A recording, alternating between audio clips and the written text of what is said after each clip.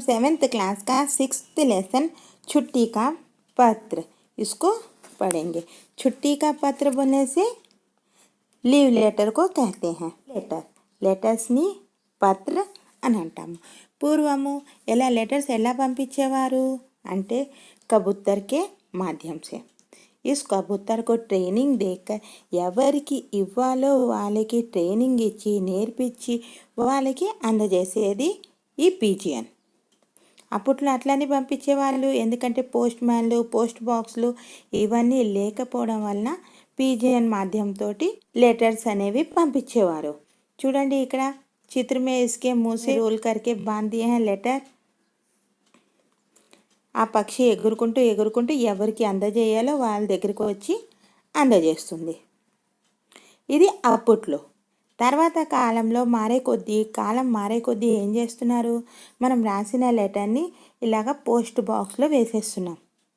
వేసిన తర్వాత ఇక్కడ నుంచి जो पोस्टमैन होता है वो पोस्टमैन जो पोस्ट बॉक्स है उस बॉक्स में से लेटर्स पूरे को लेकर उनमें से एड्रेस देके उस एड्रेस के हिसाब से आ लेटर्सनी पंపించేవారు। అంటే పిన్ కోడ్ वगैरह देके, जैसा कि హైదరాబాద్ విజయవాడ ఎక్కడ పంపించాలి అంటే అక్కడ ఉన్న పిన్ నెంబర్ చూసేసి అక్కడికి పంపించేవారు। తర్వాత అక్కడున్న పోస్ట్ మ్యాన్లు వాళ్ళు అక్కడున్న లెటర్స్లో ఉన్న అడ్రస్ని చూసి హౌస్ నెంబర్తో సహా ఏరియా నెంబర్, హౌస్ నెంబర్ని చూసి వాళ్ళ ఇంటి వరకు చేర్చేవారు। कि चित्र में क्या क्या दिखाई दे रहा है, तो हमको चित्र में क्या क्या दिखाई दे रहा है। चित्र में हमको कबूतर, उसके मुंह में रोल किया हुआ मतलब बंधा हुआ चिट्ठियाँ, उड़ती हुई कबूतर और चिट्ठी को पहुंचाकर जाते हुई कबूतर हमको दिख रही है। और दूसरे जगह हमको क्या दिखाई दे रहा है, एक लड़का चिट्ठी को पोस्ट बॉक्स में डाल रहा है। डाकिया साइकिल पर जा रहा है, ये जिसे कहते हैं हम डाकिया मतलब पोस्टमैन को कहते हैं। पोस्टमैन लड़के को पत्र दे रहा है। सेकंड क्वेश्चन है, पत्र क्यों लिखे जाते हैं। हम पत्र क्यों लिखते हैं। कोई सा भी समाचार भेजना हो तो हम पत्र लिखकर पोस्ट बॉक्स में डाल देते हैं। कोई सा भी अगर समाचार देना, उस समय क्या हम बहुत दूर दूर रहते थे ना, इतने सेल फोन्स वगैरह లేకపోవడం వలన అప్పుడు మనం లెటర్ రాసి पोस्ट बॉक्स में डाल देते थे।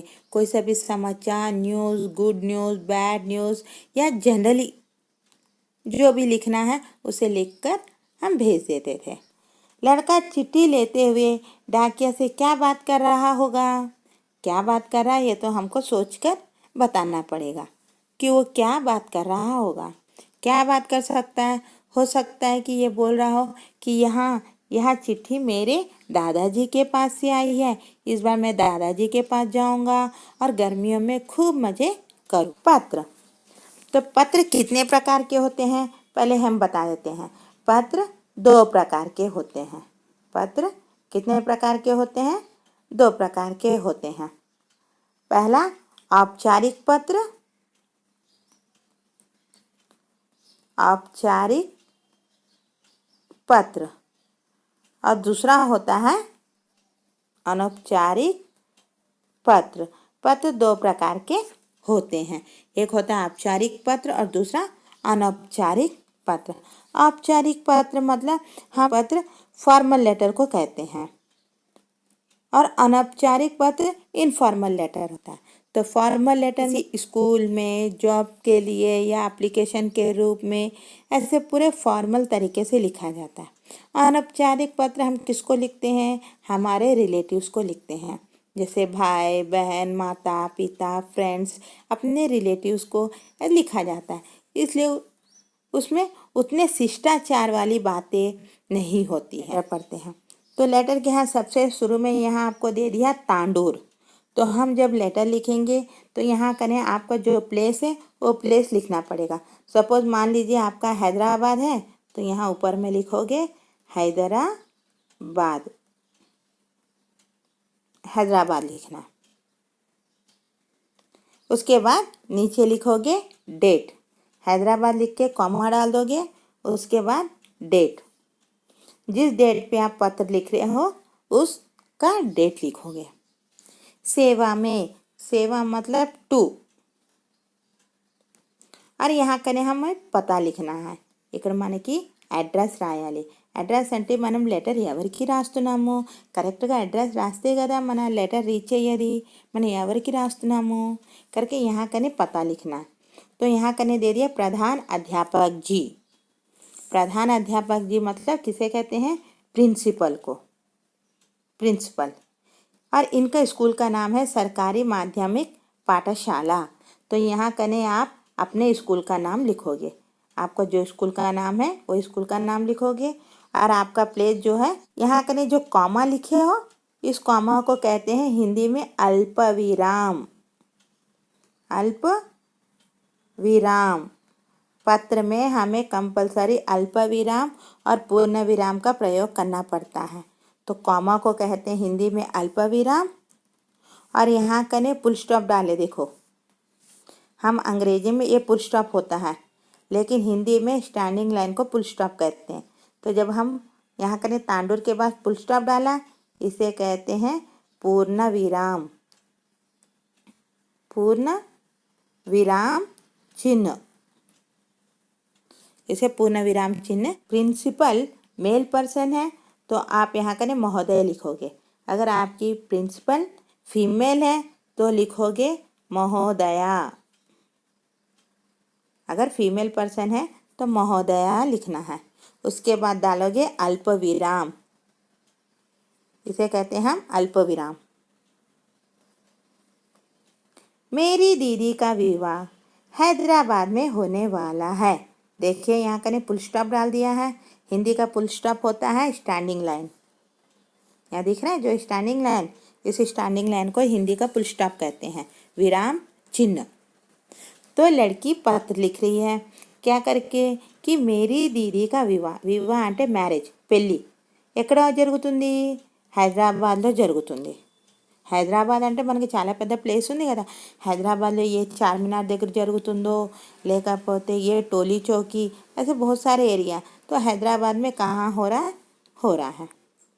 तो मेरी दीदी का विवाह हैदराबाद में होने वाला है. सब शादी में जा रहे हैं.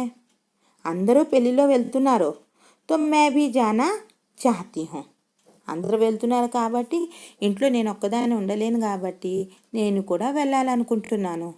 इस कारण అంటే ఈ కారణంగా मुझे दिनांक, दिनांक అంటే ఇక్కడ డేట్ ఇచ్చాడు. మనకి ఏ రోజు నుంచి ఏ రోజు వరకు లీవ్ కావాలి, మనం ఆ డేట్ ఇక్కడ మెన్షన్ చేసుకోవాలి. तक ఈ అమ్మాయి 3 दिन मांगी है. 3 दिन అంటే 3 రోజులు. 3 दिन की छुट्टी, छुट्टी बोलने से लीव देने की कृपा करे. धन्यवाद, धन्यवाद అంటే थैंक यू. देखो यहाँ कहने कृपा करे के बाद पूर्ण विराम, धन्यवाद के बाद पूर्ण विराम. आप यहाँ कहने कॉमा डाला है. उस बच्ची का नाम है मेधा. Roll number 17. कौन सी क्लास की है, कक्षा 7वीं. मीनिंग्स देखेंगे. मीनिंग्स छुट्टी, छुट्टी అంటే సెలవు, లీవ్. ప్రధానాధ్యాపక్ హెడ్ మాస్టర్, ప్రిన్సిపల్. సర్కార్ అంటే ప్రభుత్వం. దీది అక్క, వివాహ మ్యారేజ్. కారణ్ కారణం. దినాంక్ అంటే డేట్. ధన్యవాద్ థ్యాంక్స్. छात्रा అంటే गर्ल स्टूडेंट. अब इस लेसन के सोचो और बोलो वाले क्वेश्चंस को देखेंगे. तो सबसे पहले चित्र में क्या क्या दिखाई दे रहा है. तो चित्र में चिट्ठी भेजने की पद्धति दिखाई दे रही है. दूसरा है पत्र क्यों लिखते हैं. हम लेटर्स किसी को लिखते हैं ना, మనం ఎవరికైనా లెటర్స్ రాస్తాము. అది ఎందుకు రాస్తాము, మన బంధు मित्रों को समाचार देने के लिए पत्र लिखते हैं. लड़का चिट्ठी लेते हुए डाकिया से क्या बात कर रहा होगा. ये तो हम सोचकर कुछ भी लिखेंगे तो इसका आंसर एकदम सही होगा. तो लड़का चिट्ठी लेते हुए डाकिया से यह बात कह रहा होगा कि चिट्ठी कहाँ से आई है?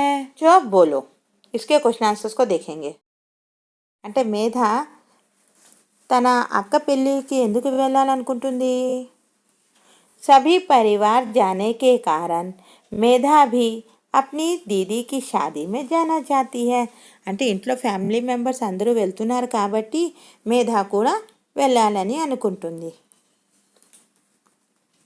शादी में क्या क्या कार्यक्रम होते हैं? కార్యక్రమం అంటే ఇంకేమేమి పెళ్ళిళ్ళలో ఏమేమి ప్రోగ్రాంలు జరుగుతాయి? शादी में क्या क्या होता है? तो निमंत्रण पत्रों का वितरण होता है. निमंत्रण पत्र बोलने से मन पेली कार्ड को निमंत्रण पत्र कहते हैं. बारात होती है. पुरोहितों का मंत्रोच्चारण होता है. పురోహితులు అంటే వేద పండితులు వస్తారు కదా, వాళ్ళ మంత్రాలు అవి చెప్పే కదా మ్యారేజ్ జరుగుతుంది. तो उसे ही कहते हैं पुरोहितों का मंत्रोच्चारण. वधू वर को अक्षतों से आशीर्वाद. అక్షతం అంటే అక్షింతలు. వరుడు వధువుకి అక్షింతలతోటి ఆశీర్వాదం ఇస్తారు. प्रीति भोज होता है. प्रीति भोज बोलने से आप लोग लंच या डिनर जो भी करते हैं ना हम शादी में, उसे कहते हैं प्रीति भोज. ये फर्स्ट क्वेश्चन और सेकंड क्वेश्चन को देख लिए. अब देखेंगे पढ़ो बिट. इसमें क्या बता रहा है कि निम्न वाक्यों को पढ़कर क्रम में लगाइए. तो इसको पढ़ना है और ऑर्डर में लिखना है कि कौन सा सेंटेंस पहले आएगा और कौन सा बाद में आएगा. इनके नंबर्स लिखना है. तो सबसे पहले आएगा मेरी दीदी का विवाह हैदराबाद में होने वाला है. ये पहले आएगा नंबर 1 पे. उसके बाद आएगा मैं भी जाना चाहती हूँ, इस कारण मुझे 3 दिन की छुट्टी देने की कृपा करे. नंबर 3 पे. उसके बाद लास्ट में आएगा नंबर 4 पे धन्यवाद. लिखो बिट. इसमें क्या दिया है? शब्दों को पत्र के आधार पर उचित स्थान पर लिखिए. आपको यहाँ करने पूरा प्लेस खाली छोड़ दिया ना, यहाँ करने लेटर के हिसाब से इन सब प्लेस को फिल करना है. क्या लिखना है? स्थान. फर्स्ट यहाँ करने लिखोगे स्थान. उसके बाद लिखोगे डेट. इस डेट को यहाँ लिखोगे. यहाँ लिखे सेवा में. सेवा होने के बाद हम संबोधन करते हैं.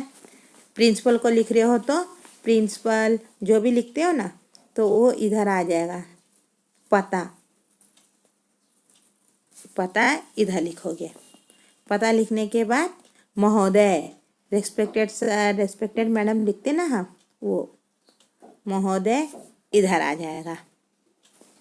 उसके बाद विषय. आप किस विषय पर लिख रहे हो और उसका जो विवरण होता है वो यहाँ दोगे. विषय धन्यवाद इधर लिखोगे. ये सब होने के बाद आपका आज्ञाकारी छात्र जो आप ले जाके इधर लिखोगे. आपका आज्ञाकारी छात्र. शब्द भंडार. तो इसको हम जोड़ी बनाना है. पूज्य पिताजी ऐड करके लिख दिए. तो श्रीमान अध्यापक यहाँ लिखोगे, ऐड करके लिखना श्रीमान अध्यापक. और ये प्रिय सहेली, यहाँ जैसे एग्जाम्पल में दिया वैसे इसे दोनों को ऐड करके इधर लिखना है. परिवार के सदस्यों के नामों से रिक्त स्थान लिखिए. तो यहाँ करें आपके जो फैमिली मेम्बर्स हैं उनके नामों को इधर लिखना है. तो इस कॉलम में आप लिखोगे माँ का नाम, तो इधर पिता का नाम, भाई बहन, चाचा है, चाची है, इन सब के आपके फैमिली मेम्बर्स के नाम से इसको फिल करोगे. आपके मम्मी का नाम, डैडी का नाम, भाई बहन सबके नाम से इसे फिल करना है.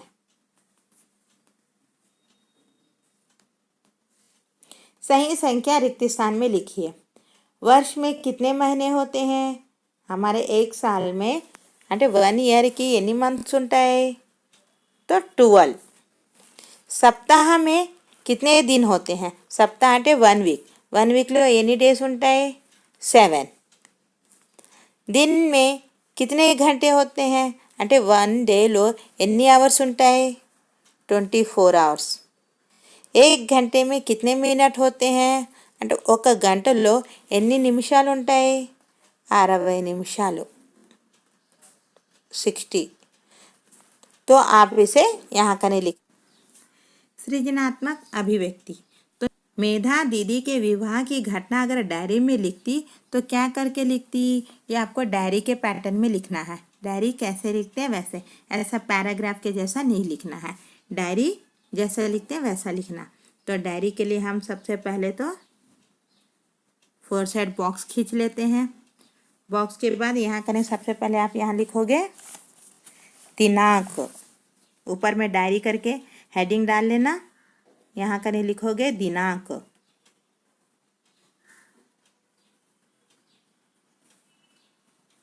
दिनांक, दिनांक मतलब डेट, किस डेट पे लिख रहे हैं यहाँ डेट लिखोगे।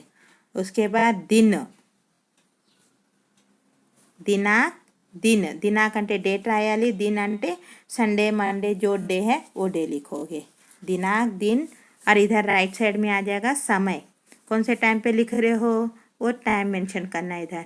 समय, जैसे कि डायरी मैक्सिमम नाइट टाइम लिखते हैं तो नाइट में 9 PM डाल दो, नहीं तो 9:30 PM, जो टाइम है वो टाइम को इधर मेंशन करना है। यहाँ तक हो गया। उसके बाद इधर लिखोगे प्रिय डायरी। किसी को भी हम लिखते समय संबोधन करते हैं तो यहाँ लिखोगे प्रिय डायरी। डायरी लिखने के बाद कॉमा लिखना है, प्रिय डायरी, फिर इधर कॉमा। यहाँ हमारा प्लेस बहुत छोटा है इसलिए हम बॉक्स बहुत छोटा बनाए, तो इसके लिए पूरा, अब बाकी ये पूरी डायरी पूरे इसी बॉक्स के अंदर आ जाना है। आपने बॉक्स खींच दिया, यहाँ लिख दिए दिनांक दिन, इधर लिख दिए टाइम, उसके बाद संबोधन कर दिए प्रिय डायरी। उसके बाद जो आपको यहाँ दिख रहा है कि आज रविवार का दिन है, पंचमी की शुभ तिथि, दीदी की मंगनी है, मैंने अतिथियों का, यहाँ करने नीचे जो आपको सृजनात्मकता के जो आंसर दिख रहे हैं वो आंसर पूरा आप इधर लिख दोगे, पूरा आंसर इधर आ जाएगा। उसके बाद लास्ट में इधर नीचे आप अपना नाम लिख लोगे, इधर नाम आएगा किसका, इधर आप लोगों का नाम आ जाएगा सबसे लास्ट में। तो यहाँ से हमारा 6th लेसन का एक्सप्लेनेशन और क्वेश्चन आंसर्स कंप्लीट हो गए हैं।